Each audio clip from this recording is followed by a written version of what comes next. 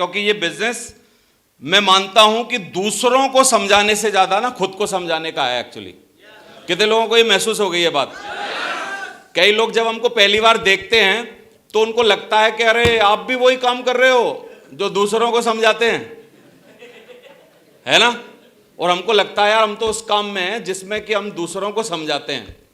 लेकिन थोड़े दिन काम करने के बाद, साल 2 साल 3 साल काम करने के बाद डिफरेंट टाइप की तकलीफें परेशानियां आपके पास आती हैं। तो 2-3 साल जैसे ही हम लोग काम करना चालू करते हैं और इस बिजनेस में अलग अलग डिफरेंट टाइप की तकलीफें हमारे को आती हैं, उन तकलीफों में हमको ये समझ में आ जाता है कि बेटा आप फॉलोअप किसी और का नहीं करना, सबसे ज्यादा फॉलोअप खुद का करना है। सबसे ज्यादा फॉलोअप किसका करना होता है? खुद का। सबसे ज्यादा समझाना भी यदि किसी को होता है तो किसको समझाना होता है? खुद को। दूसरों से ज्यादा खुद को समझाने के बिजनेस में हैं हम लोग। और साथियों, दूसरा माने ना माने, दूसरा हमारे साथ चले ना चले, या दूसरा लंबा साथ दे ना दे, लेकिन कितने लोग खुद के दम पर ये बोल सकते हैं कि मैं तो अपना साथ इस धंधे में लगभग 10 साल तो दूंगा यार। मैं किससे मांग रहा हूं? दूसरे से नहीं मांग रहा, क्योंकि दूसरे की गारंटी नहीं है। किसके साथ की ज्यादा जरूरत है? खुद के साथ की। और खुद के साथ की जरूरत में क्या क्या तकलीफें हो सकती हैं? नंबर 1, जब भी आप नेगेटिव होगे तो आप अपने आप को पक्का कर लो कि बेटा सचिन विश्वास ऐसा आदमी है, या विशाल गुप्ता ऐसा आदमी है, या केसी डोंडियार साहब ऐसे आदमी हैं, या राजेश निनामा जी ऐसे आदमी हैं जिनको नेगेटिव होने का धर्म ही नहीं है, मतलब उनका काम ही नहीं है नेगेटिव होना। मेरे को याद नहीं आता कि मैं पिछले 18 साल में कभी भी इस बिजनेस से, अपने आप से, या किसी और बात से नेगेटिव हुआ। मैं तब से लेके अब तक पॉजिटिव हूं। बहुत सारे लफड़े, अलग अलग तरीके की तकलीफें, परेशानी आती हैं, लेकिन बिजनेसमैन की परिभाषा ही वही है। क्या परिभाषा है? नित्य नई समस्याओं से डेली जूझने को व्यापार कहते हैं। नित्य नई समस्याओं से डेली जूझने को क्या कहते हैं? व्यापार। और आप में से कितने लोग बोलते हैं कि हम लोग व्यापार कर रहे हैं? यार व्यापारी हैं। बताऊं कैसे? क्योंकि व्यापार जब होता है तब आपको अपने नाम पर जीएसटी लेना होता है। दुकान चलाओगे तो जीएसटी, कंपनी चलाओगे तो जीएसटी, फैक्ट्री चलाओगे तो जीएसटी। और इस बिजनेस में जैसे ही आप 10 लाख रुपए से ज़्यादा इनकम कमाने लगते हो तो आपको अपने इंडिविजुअल नाम पर जीएसटी लेना पड़ता है। हम सब ने ले रखा है। समझ आ रहा है? तो कितने लोग बोलते हैं कि सर खुद को समझाने की जिम्मेदारी मेरी है, मैं ले सकता हूं। अच्छा, खुद को समझाने के लिए सबसे ज्यादा समझने की नीयत होनी चाहिए कि नहीं? जैसे अगर मैं ठान लूं कि यार मैं किसी की मानूंगा नहीं, तो दुनिया की कोई ताकत है जो मेरे को समझा दे? समझा नहीं सकती। और अगर मैं ये ठान लूं यार मैं तो मान जाऊंगा, तो मेरे को कोई भी समझाएगा तो मैं मान जाऊंगा कि नहीं मान जाऊंगा?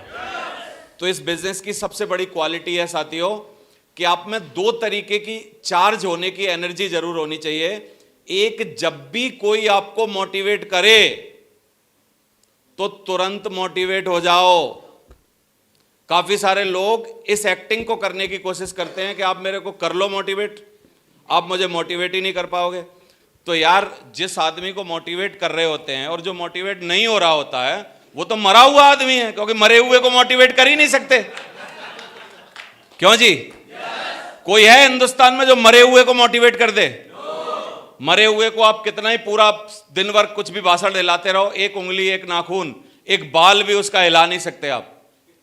और जो मोटिवेट नहीं होता ना, मीटिंग्स में आके, लोगों से मिलके, अच्छी जगह जाके, और कई लोग अपने बारे में बड़ा चढ़ा के बोलते हैं कि देखना मेरे को कोई मोटिवेट नहीं कर सकता है, तो मरा हुआ आदमी है भाई साहब तू।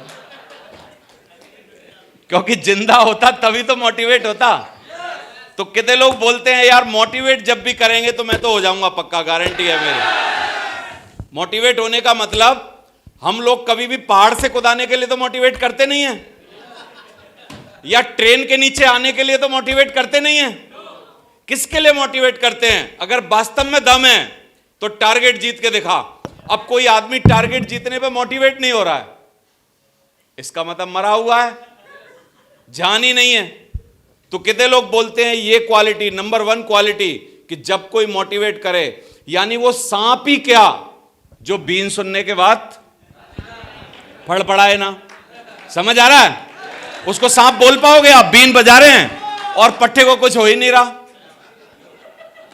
क्यों?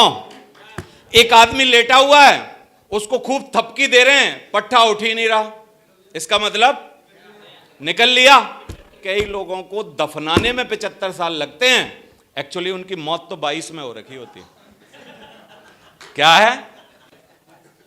क्या बोला जाता है कि नहीं, कई लोगों को दफनाने के 75 साल लगते हैं, लेकिन उनकी मौत तो 22 में ही हो रखी होती है।